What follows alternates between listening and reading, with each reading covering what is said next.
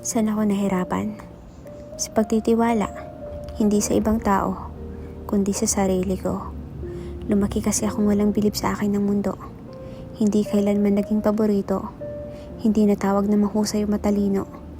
Laging ako yung batang kasali lang. At kung mawala man, walang makakaalam. Walang makakapansin. Hindi hahanapin. Hindi espesyal lang tingin sa akin.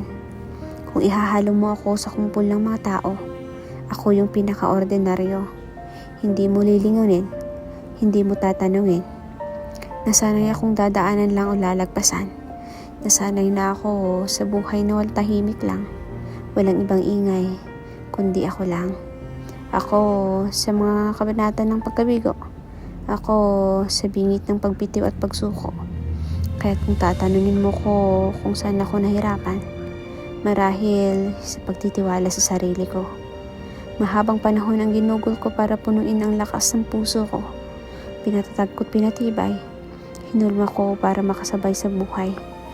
Para mabuo ako. Para maging ako.